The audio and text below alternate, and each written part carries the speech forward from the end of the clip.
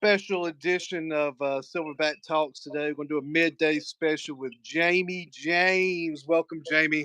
Thank you, Alan. It's good to be here. Folks, if you're not familiar with Jamie James, Jamie is a Virginia puller. I've had the pleasure of meeting and getting to know real well in the last 6 months. Hell of a 154, and recently just pulled in our 176 round robin in Stoneville, North Carolina last month. So please welcome Jamie to the show. Jamie, first of all, just introduce yourself a little bit. Tell us how long you've been pulling, where you're out of, and what team you're with. Well, I've been pulling first off, I'm Jamie James. I live in Winchester, Virginia. Um, I've been pulling for a little bit under 3 years, I'd say. Yeah, just about under 3 years. So a couple guys come down from, some guys come from Culpeper. Most of us are from like the Winchester area or at least surrounding. And it's the Arms of Anarchy page. They have a Facebook page. I think I'm probably the smallest guy on there, and that's probably where my biggest advantage comes from. Is I think our next smallest guy might be 198. I'm constantly getting beat up on, so it helps. Now who all's in that team? I know Jason Wright is, but who else? You got Jason Wright, 220, Carnus, Jr. Carnus, Okay. Leo Galusic, he's 240 plus, Austin Bossity, Damian Hill, Matt Smith, he's from New York. He's got his own team, but yeah, he's consistent with us, and he helps a lot. So yeah, I was gonna say you love that though because he's bringing experience with different hands. Exactly. He's down with y'all too. I mean, you can't put a price on that. That's awesome to have. I love it. And then Kurt, I can't think of his last name off the top of my head, but he's like the older scraggly fella, man. He's just coming around whooping everybody. He loves it, and I'm like, dude, he's probably like the goat of our group, and he's just the wise man. Yeah. I like I know a few of your teammates with Jr. and Jason and great Jason, guys, right? Yep. super great guys. Jr. is on on the chat now. Jr., you're on my radar, buddy. Yes, sir. Look at him. There he is. I've got my eye on you, buddy. We're gonna be talking probably beginning of 2025. You and I, battle of the biceps going on. Jamie just had an incredible showing as being one of the smallest people in the 176. What did you weigh in at that day? Fully clothed. Did I even make you weigh? I can't remember. Yeah, you did. I chugged a bunch of water to get there. It was more about proving a point. Like I had so much to prove. Like these guys kept picking on me how small I was. I was like, all right. So I chugged a bunch of water. But the morning of, like at the hotel, I was 168.9. Yeah. And I had an hour and a half drive. Went and picked up James. Then I came to you. And I hopped on the scale, and I think I was like 172. But it fully was clothed. Water. I chugging water. Yeah. The thing of eggs that she made me from the hotel and just drove. Yeah. 168. You did a hell of a job. Finished second in Tier B. Went on to the playoff bracket. So if you're not familiar, for those that wasn't familiar with the 176 round robin, I broke it into two tiers. It was 8 people in Tier A, 7 people in Tier B, and we kind of was just judging with a mixture of the rating system and what I knew of everyone. And Jamie was in Tier B. And I would say he was probably, in my opinion, maybe the second underdog. And I don't want to disrespect anybody by saying your names, but I had you being like probably the second or third underdog in the entire thing. And you even went on and gave Lance Hahn a hell of a damn match in the playoffs. Yeah. Lance was very complimenting of that. But you gave him a hell of a match in the playoff. Yeah, I had too much to prove. Yeah. Too much to lose.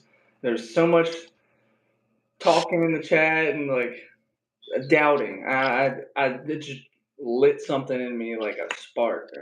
When you went on to you after pulled, you stayed there. You was one of the you and Sierra, one of the Sarah Jamie's fiance. Y'all were one of the last people to even leave. Y'all left when I did, and you after pulled with everybody. I mean, I saw you hit the table with absolutely everybody.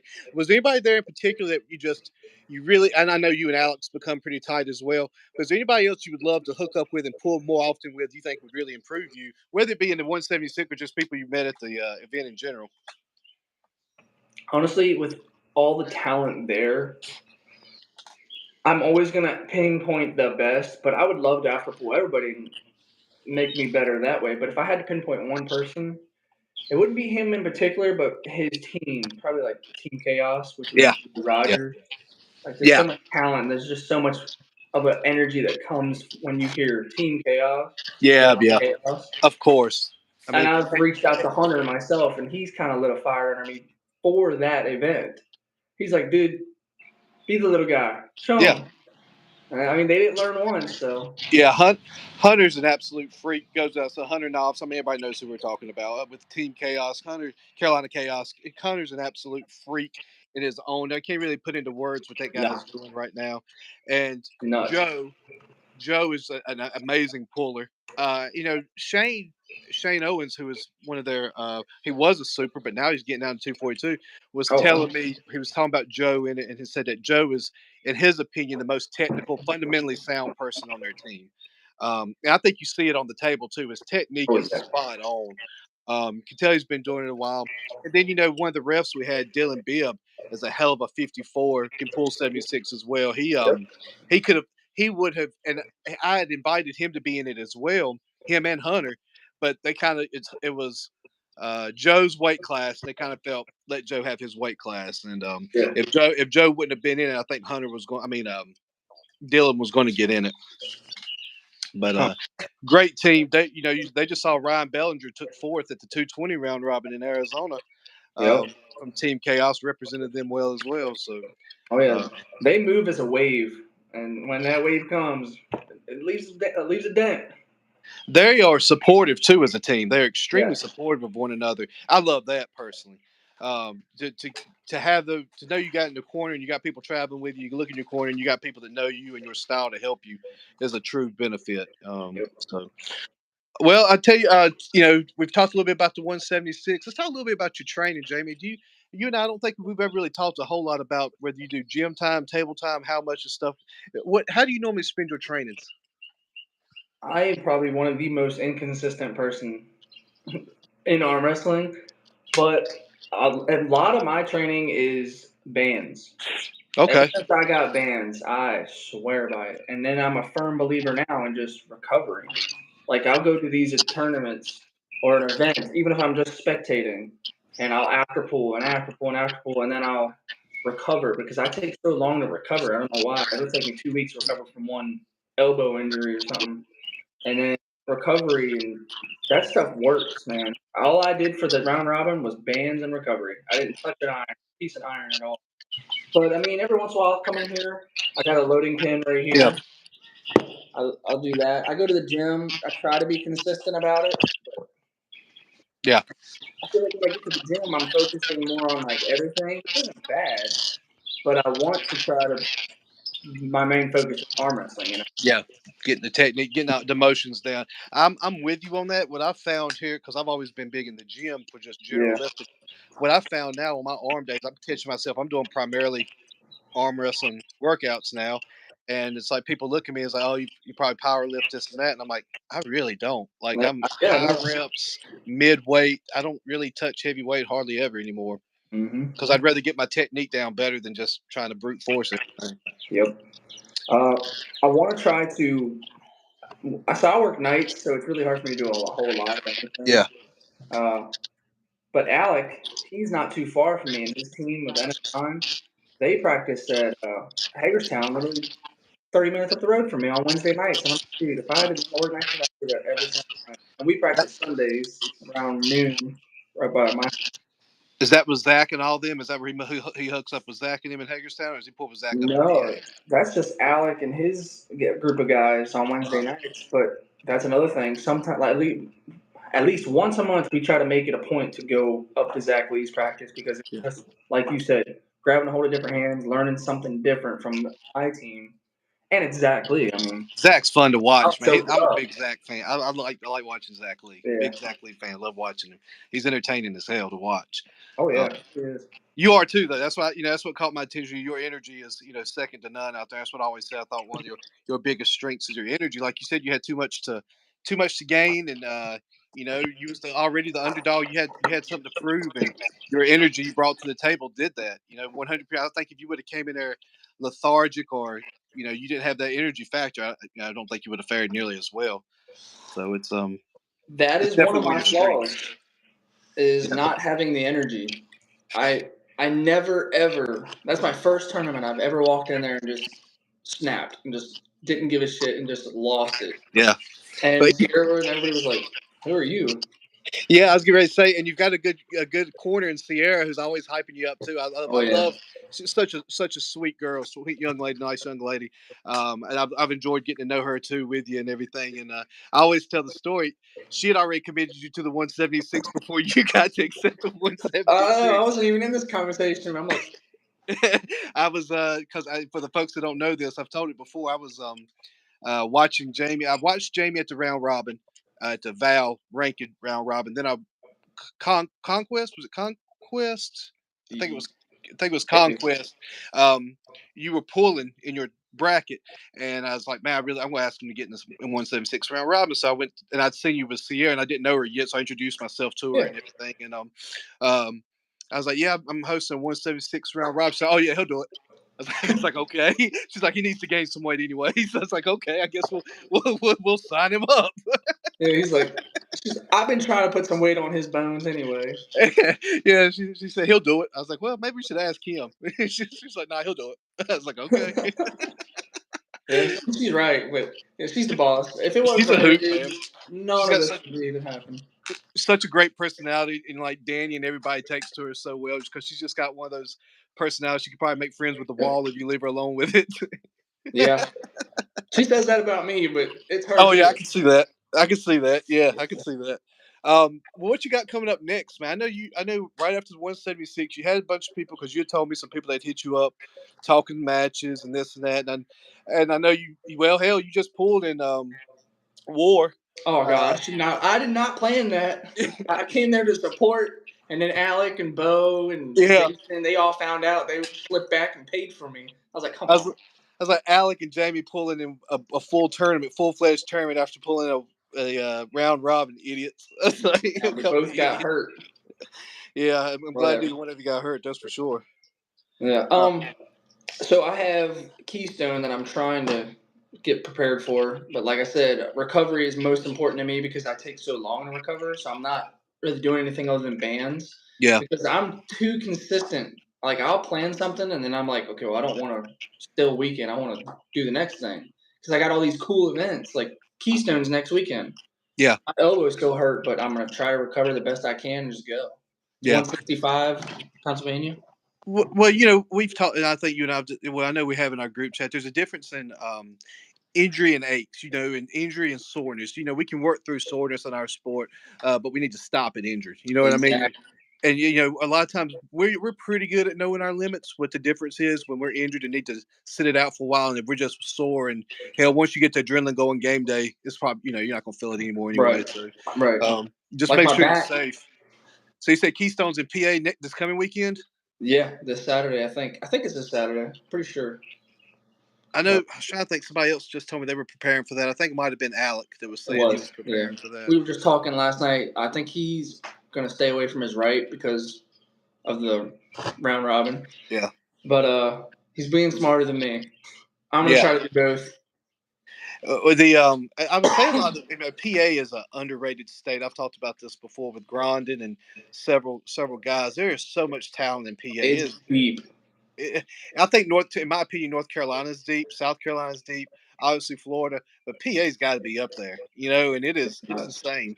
I mean, isn't Paul Lynn from PA? Yeah, yeah, Yeah. That right yeah. there tells you. Yeah, they're all up there, but it's Yeah. impressive. The so War was a great event last weekend, man. Oh, it was awesome. The venue, how about the venue? Val. Shout I out to love Dan it. Swords and Josh Harding, Wayne Floyd, um, Stan Walku. If I must recognize him, I guess I will. Oh Uh, yeah. but them guys are really putting in a ton of effort and a ton of money. I'd say they're doing a great job getting Yeah. sponsorship, which is Yeah. helping. But that venue was top notch. So I'll say this much. For a couple of group of guys that love the sport so much and love the community, and it's Virginia. Out of all these states, they don't have to go as big as they are. They are. Agreed. They are killing it. They're doing like they're creeping up on like national level, like events and like Hmm. videos and edits and Yeah, lighting and all this stuff. Mic testing, they're there days and days and before to make sure it's perfect. Like they're doing yeah, national level stuff better than sometimes on core sports. Like I'm constantly having issues on core sports. yeah. They're doing it, and it's just Virginia. Right. They are putting Awesome. Virginia arm wrestling on the map for sure. I don't Yeah. think there's anybody that can argue that. You know, if you do argue that, you're not in touch. I'm just going to be honest with No. you. And the commitment that Dan's more so the social media face. Wayne is does a lot of does the commentaries, the voice there, and Josh is, to me, it looks like Josh is doing more of the behind the scenes structural coordination. You know what I mean? He's and Josh, and that's where Josh is. Josh isn't the more vocal type. And then the young man that got injured, unfortunately, my understanding, that's their um, technical guy that does all the Oh uh, no. audio video work. Yeah, Wow. That's yeah. determination. Yeah, I ain't kid. Yeah, he's that I don't want to say his name because we No, no. mentioned his injury, but he his injury, come to find out, was clean. And I will say his name is Dustin Trimmer, I believe is what his last name is. But they said his break, it was right above his elbow, was very clean, no fracture. I mean, no what's the word? Splinters or whatever. Yeah, yeah, yeah. It was clean. So oh, okay. Road plays. That's me. Is it Dustin? Right, Dustin, the young man who got injured. So I just want to great work on all the audio video that they have mentioned you in with the vows. So I just want to give you a shout out as well. Great work, Dustin, and I hope you heal up soon, buddy. Yeah. Um, Hey, just know, Dustin, when you come back, dude, you're fused back together. You're gonna be 10 times stronger. that's what everybody says. It's true, dude. Shane Owens was talking to me about it at the at our event at the 176 round robin when Katie broke her arm. He said, "Dude," he said, "it was the best thing that ever happened to me." Yeah. I came back twice as strong. We have a guy on our team who has a broken arm. His good arm, I think it's a good arm. Austin Bossity, Hmm. and he didn't break an arm wrestling. He did it out of the goodness of his heart, trying to rescue a kitten out of a tree, and broke his arm. Dude, it's solid. I told him everybody's been telling him, he's like, when you come back, it'll be solid. And I know two other guys that broke their arm that they said it's the best thing that's ever happened to them. I was like, You know, really?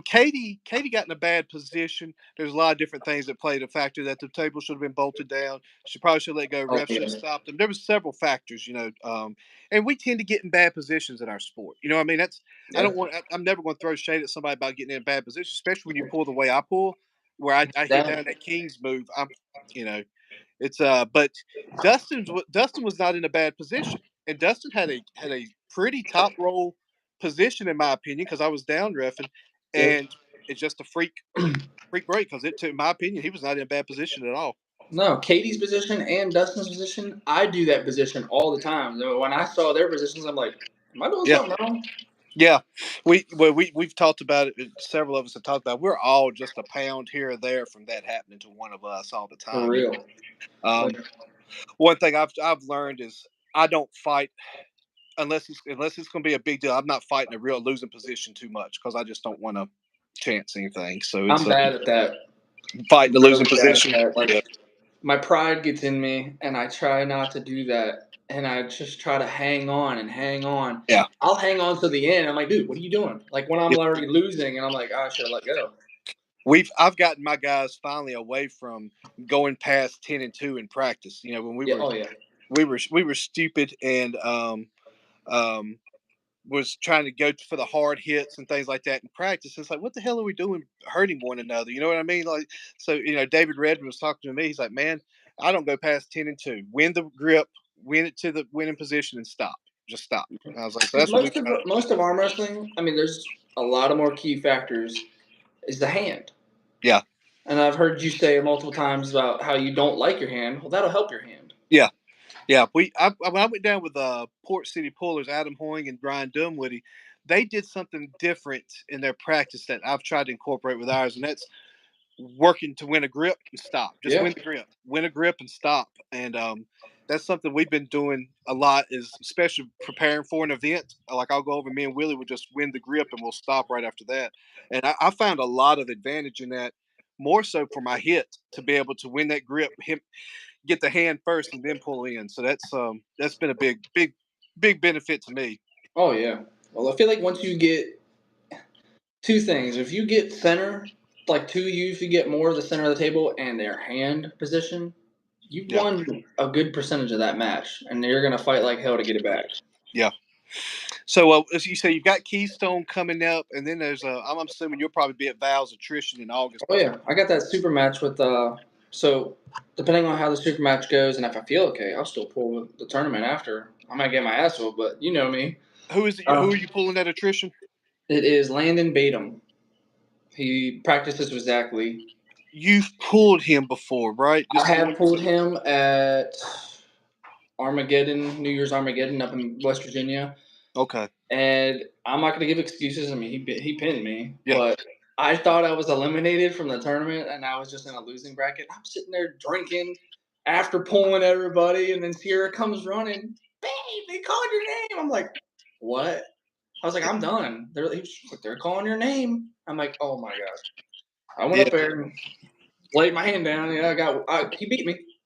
Yeah. I should have paying more attention to the bracket and not drinking. You learn. You know, that was this past event at War was the first time I hadn't been drinking at an event, and it's crazy how much more focused I am in on wrestling, arm wrestling, and the event itself. And when I, Mhm. but probably more stressed out too because I'm not getting that, getting that Yeah. alcohol in me. But it was.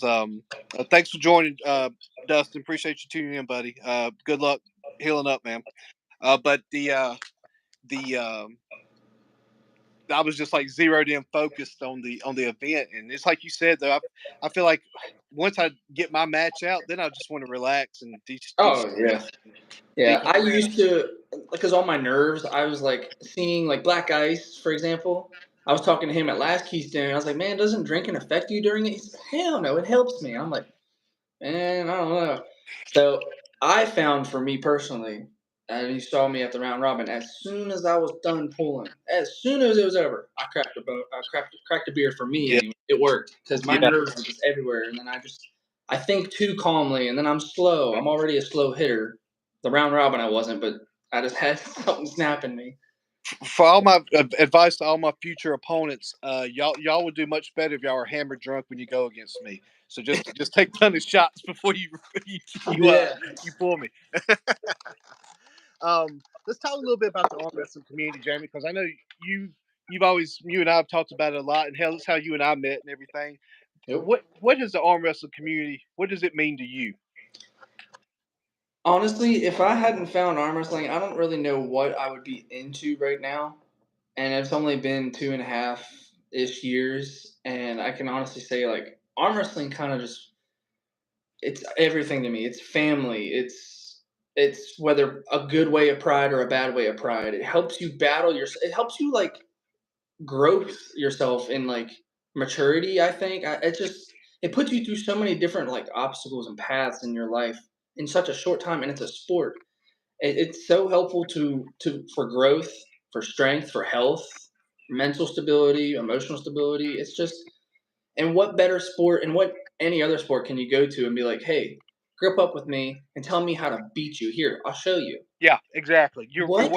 100% right. Where can Yeah, you go and be like, hey man, I know we're about to have a fight or this, or I know you just whipped my ass, or show me what you did, and he'll just show you.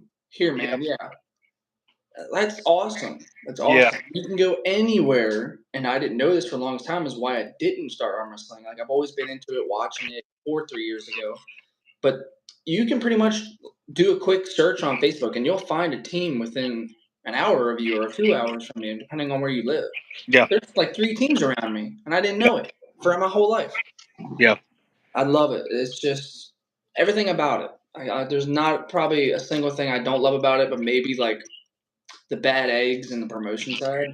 But Yeah, there's a few of them. it's here, and then the good side of it's here. So Yeah, yeah, it's a small percent, but you're right. There's a couple, and then as of late in the last couple months, there's been some crap just pop up. That's I think it's for show a lot of it, and it's yeah, I just don't want it really talk. You don't want it really being toxic yeah, to the sport. But I think it's okay. Like all things, there's gonna be a bad egg. scroll past it. Yeah. The recognize Dan Swords and James Polanco for tuning in, fellas. They are. Dan just gave the Val a lot of attention, bud. Y'all keep it up. Great event with War. Um, but we was talking about the community. You made a good point. I think I brought this up in a previous um, podcast. I was up in Martinsburg, West Virginia, at one of Bajent's Yeah. events, and Alan Fisher was pulling John Haynoski, Yep. and I mean, Alan was cool, calm, collected, sitting, waiting. I think he felt pretty good about the match. John's getting amped up, in typical John fashion. He's walking around the place, amped up, yelling. I love it. I love it. I love it. And he loses. He loses 0-3 to Allen. Allen Mhm. looked phenomenal instantly. I mean, as it was over, John's calling Allen over to the table to Show me. work with him. Yeah. To work with him. I was like, and they Awesome. were going for big money, big ranking, national ranking. I'm like, that's just like you don't see that where they put uh their pride aside and their egos because John was wanting to take advantage to learn from the person that just beat him. Why? Who Yeah. better to learn from than who just beat you? You know what I mean? Exactly. So Exactly. it was Like as soon as like Hunter, immediately I was like, "Hey man, save some for me because I want to learn." He's like, "Dude, I got you." I was like, yeah, I just want to kind of like know if I felt something there because I thought I felt something with Hunter, but like you said at the beginning, he's so smooth with it. He's just a good guy, yep, and I was like, I need to see what this is, and I yeah. again felt something, but I think he's just a little bit above me. Yeah, Hunter has been doing it a while. He practices so much with a good team. He's fundamentally so Yeah. smooth, and one of the nicest guys I've. Which speaking of Hunter Welch, folks, if you're not familiar, but Hunter took first in their tier at the. He was your only loss in the um, round robin portion was Hunter, right? Oh, I mean, I lost once and then had to do finals with Jamie Fortenberry. Right. Okay. Yeah. I was Tiebreaker. sleeping on him. I Yeah, did not expect that. I I was know, just right? like, all right, another day. And that's another thing. Like, sometimes I try to judge my opponent too quickly. Yeah. I'm really bad at that. And I don't mean anything bad by it. Sometimes I'm just like sizing him up, like any sport. And him when he grabs you, it just feels like this. You don't even feel nothing. I'm like, Yeah. okay. So I Oh, loaded a little bit, posted up into him. He's like, wham! I was like, what the hell? yeah. Jamie Fortenberry. Everybody was giving him that same look. Just like he's in it, really. Yeah. You've got Taylor and Lance. They're all what like 6'2". I think Taylor Lance about 6'2". Michael Yeah. Goff's about 6'2". Alec, whose biceps are as big as my head. They're just they're specimens. And then what's Jamie? Probably early 50s, Yeah, I think he said early, like, mid 50s or something like that. mid And he's 50s. all doesn't have much of an arm on him, and Doesn't look like a real athlete, really. oh Doesn't claim to be, and flashing dudes, just flashing them. yeah, that second round around when we came into finals, I was like, all right, I'm gonna do something different here. Very humble, nice guy too. Because some folks thought y'all's tiebreak was questionable. I had it as a PNU. You know what I mean? Because I was refing it, but there was some question to it, and he didn't even argue it. He was like, I know. "Congratulations." I kind of went back and rewatched it, and I had my own questions in his favor, Yeah, but it was either way where it was. I think uh, with him fouling, if you wanted to call it either a foul, it was still in a losing position, yeah. or the pin. I mean, either way, I mean, it's a ref's job, not mine. So No, we're not gonna get them all right. It's refing is exactly, exactly. You know how hard it is within seconds. I mean, it's like yeah. a drag race. I mean, come on. Somebody made a good point. There's not enough. Artem Taranenko on a post I saw today was talking about there's not enough eyes, enough refs. You should have more than two refs. I think that's a pretty fair point. I really do. I think Dan, I believe you commented on that too and said you agree. As the up ref, you're looking for the pin, you're looking for elbows, you're looking for everything. Down ref, you're watching the elbows, pin, and there's too much going on. You know what I mean? All it takes is a split second to not look at an elbow and miss an elbow foul. Yeah, And you might go like this and look over, and he just hopped off or yeah, something. yeah, it's so easy to miss something. We do the best we can, but it's It was. I Absolutely. thought it meant y'all. We hit our table flew through. Had so few fouls on y'all's table. Everybody was getting their own grip. Very few straps. Because everybody was working. Now that tier A boy, they were making Dylan work for it. That's for sure. They were making Dylan work to earn his money. That's for sure. Oh no, I could just feel the energy behind me. I was like, man, it's tense over there. I'm glad I'm over here. I knew when I was set up the refs, I was like, man, that's gonna be Dylan and Connors over there. I'm gonna let them deal with them. I was like, that's better suited for them. They've got more experience with them knuckleheads than I do. I'm gonna let them have them. I'll take the tier B guys. Yep. But all right. One thing I always like to end the show with, Jamie, is advice to new pullers. Now you're 2.5, 3 years in. We've gotten some really good advice from people in that range, because it's like, what I wish I would have done differently a couple Yeah. years ago. You know what I mean? What's some Yep. advice you would give a new puller, male, female, older, young, kid, whatever, that's coming into the sport? Okay. So I'm gonna start with one thing, and then I have another thing that's pretty important to me that I lack in. I lack in both. One thing is just consistency, and I'm horrible at it. I have come far into the sport at my level. I think like I've come pretty far, but I could be farther if I was more consistent with it. Yeah, I got all these big guys beating me up all the time, and I try to after pull and I try to recover, but only imagine if I was more consistent, worked out better, ate better. If I was just more consistent with things, Yeah, I'd be levels above where I'm at now. Levels. yeah, And I know that I could do better if I was just working out more consistently, uh, training on the table more, like at home, like with a pulley system or something. But I don't. I'm just kind of like, I'll get to it. And then a tournament's 3 days from then. I'm like, yeah. oh God, well, I'm going to go in here limp noodle. But consistency. You gotta stay Agreed. consistent. If you're dedicated to it and you really want it, do it. You have to stay consistent. At least more consistent than what I am. Agreed. Yeah, I know you'd be a little bit sounds better. like you and I are in the same boat. I Yep. get to the gym when I can. Life happens, you know what I mean, and get to the gym when I can, and hit the table when I can. And Yeah. I'd love to have more time to dedicate to it. That's for sure. Exactly. And then I got one more other thing Yeah, that I'm horrible at, and I still do this, and I'm hopefully I'll speak up more. But Sierra, Alec, all my guys on my team, everybody always tells me that I'm really bad at when I'm setting up in like a ref grip or something, or like challenging, like I never fight for what I want, okay, yeah, what I need to have. Like this past war, I kind of started with my hand backed up, and Sierra and Alec are both yelling at me like, "Start straight. Tell them you're not straight." And I never speak up. My next one is speak up. Just yeah, fight for yourself. Yeah, the ref's job is to do it, but it's okay to speak up for yourself. And yeah. I never do that. I'll just go. I tell people all the time, from a ref, being a ref has helped me as a puller, because I know the areas that are hard for me to watch, Yeah, and that as a ref, the areas that are hard for me to focus on. exactly. Couple ways. There's a couple ways that makes me a better puller. One, to speak up, and two, what to work the ref on. I And never speak up. It's horrible.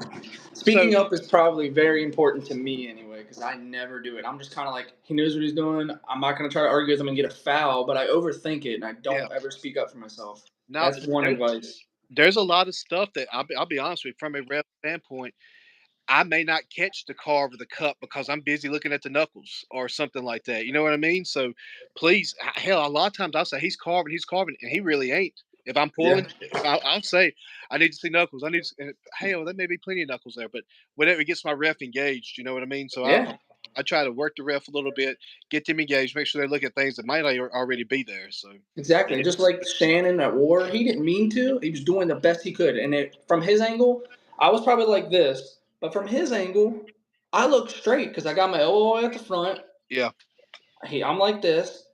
But to me, if I had a ref here, like you were saying, at another angle, he'd be yeah, able to be like, "Hey, come back straight," and then I'd be fine. I was yeah, just cocked a little sideways, and he just took me. yeah.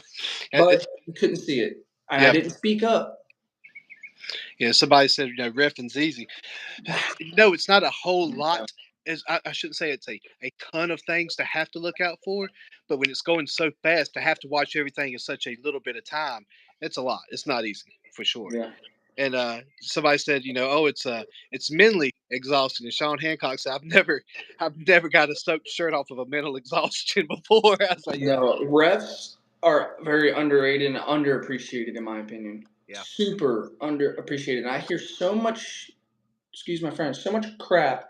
I almost said it in the circle after pools, stuff like that. Man, this ref that, and I'm bad at it. Like yeah, you heard me that right before the round robin. I yeah. have my not so favorites, but that had more to do with after and aside from arm wrestling itself too. That's why I have those opinions about certain people. But I also hear so many people like trash talking the calls and stuff like that. And I'm not completely innocent, but refs still don't have the easiest job in the world. It is tough and they are very underappreciated. One I'll thing. always give my thanks where it's due, and then I'll have my complaints. I'll bitch about it later. One thing I try to do with the amateurs, not so much the pros, because they're pulling for money, and I don't want to. I have to. You have to be unbiased as a ref. But when it comes to amateurs, I feel like as a ref, it's my obligation to teach them too when they're up there. So we had a couple guys that myself and Chris Tiller could tell had never arm wrestled at war, and I was like, the thing that their setup was horrible. Like seriously, they had you could tell they been on the table before. And as soon as it was over, I asked as soon as our match was over, I said, "Have you ever pulled before?" And it's like, "Nope, first time." I was like, "All right, get up here." I was like, "Because I don't want you Yeah. getting hurt on my watch." But and I know I had the opportunity to tell you some things to be careful doing. So All I right. feel refs need to take it, especially with the amateurs. Maybe not so much the pros because you got to stay unbiased. There's money involved, potential ranking. But with amateurs, refs, y'all need to take advantage of that opportunity to teach these boys and ladies too. Yeah, I But agree. well, Jamie, I appreciate you getting on with us at this time of day before you go into work, bud. Um, I hope you have a good night. Give Sierra my best, and Will do. y'all, thank y'all for tuning in. I think we got up to about 12 live viewers here midday on a Monday, so that's pretty impressive. So, uh, Awesome. yeah, thank y'all for tuning in. Until next time, y'all have a great week. Later, Alan. Thank you, buddy. Yes, sir.